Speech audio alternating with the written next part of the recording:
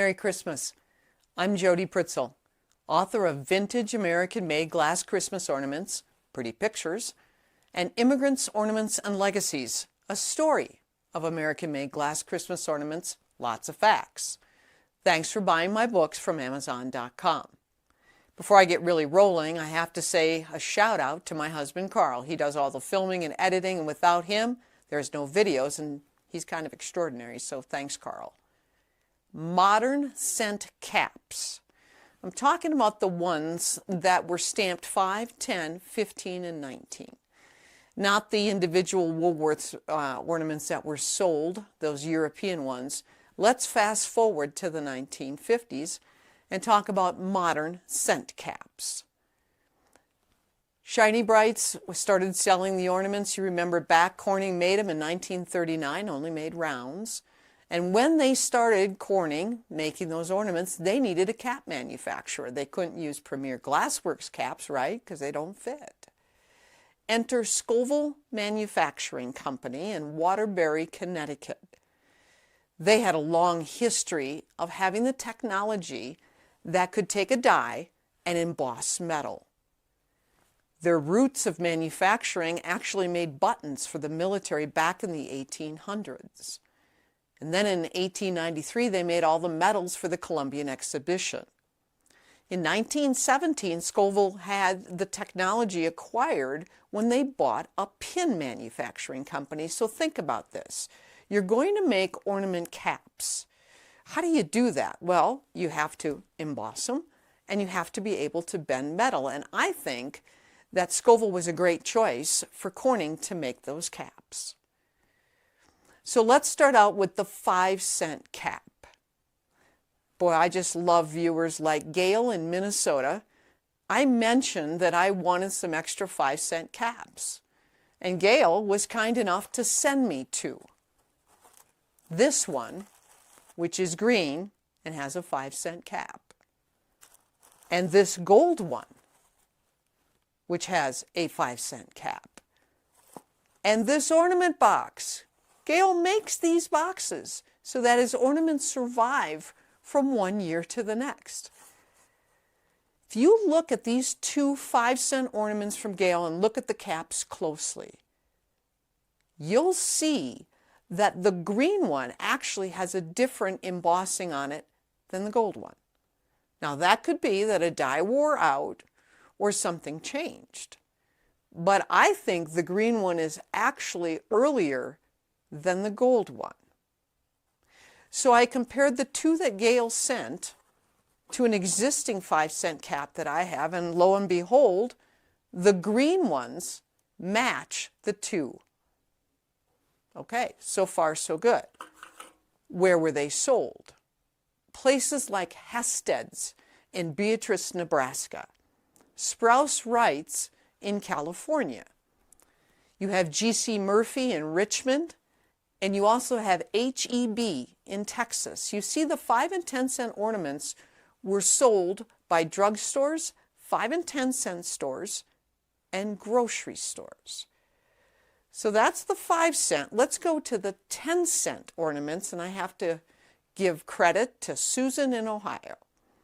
We were discussing 19 cent caps on booksbyjody.com, and then through my email, booksbyjody2021@gmail.com, and Susan shared 2 10-cent ornaments.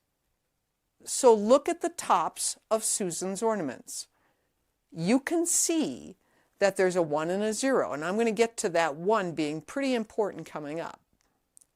Susan helped us solve this mystery of this 10-cent ornament. When you flip them up, you saw in the caps, right? You flip them up, and Susan has 2 10-cent tree fancies. Remember, anything that's not a round is a fancy. So Susan has these 10-cent fancies. And if you look at this ad, 5-cent ornaments were rounds or they were small fancies, and 10 cents were the large fancies. So that tells you the differentiation between the 5 and the 10 cents. Let's go to 15 cents. Now here's where it gets a little quirky, I guess. We're in the 1950s.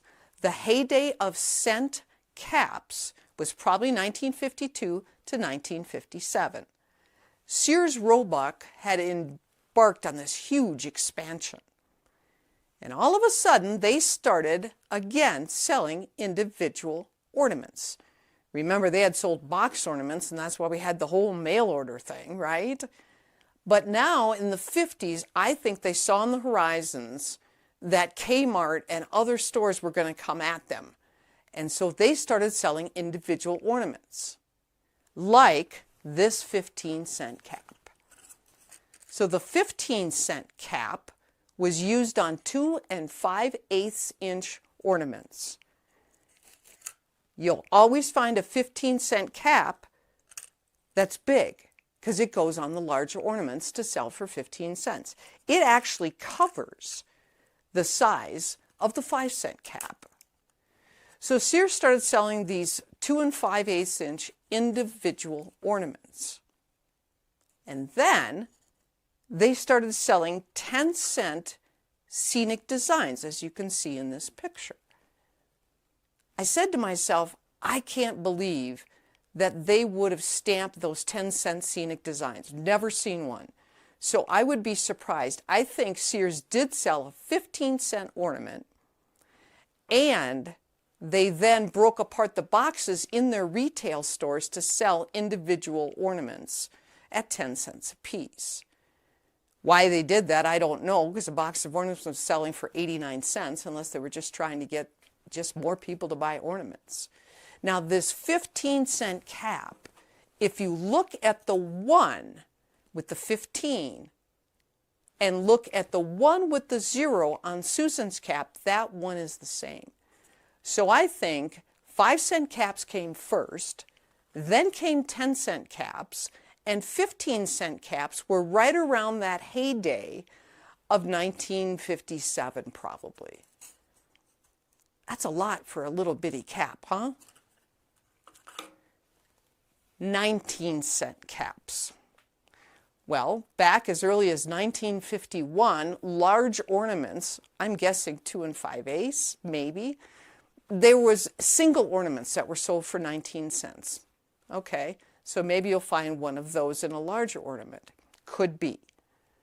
But also, 1951, grocery stores started selling 1 3/4, a dozen of those in the grocery stores for 19 cents.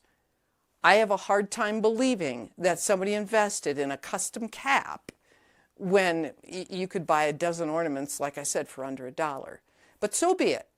You might find a 19-cent ornament in a larger configuration. They also could come, like I said, possibly in a grocery store, a bunch of them that were 1 3/4. Here's what I need you to do. If you have a 19-cent cap, we have to look at the embossing die. We have to look at how that came about, the top of it, how that die really did. And then we'll be able to date that based upon maybe what the 5, 10, and 15-cent caps look like. Email that over to booksbyjody2021@gmail.com. The ornaments, if you bought them for 5, 10, or 15 cents, they were going to last, unless somebody broke them, for years. If you look at the tree prices from the 1950s, a 5-cent ornament or a 10-cent ornament was kind of a bargain. I think that's super cool to think about how much a tree cost in the 1950s. Thanks to Gail, thanks to Susan for helping us with this video today. And if you want more about collecting vintage glass Christmas ornament, well, vintage Christmas, let's say that, goldenglow.org. That's your place for checking out vintage Christmas decorations. Thanks again for watching my video and buying my books. Merry Christmas.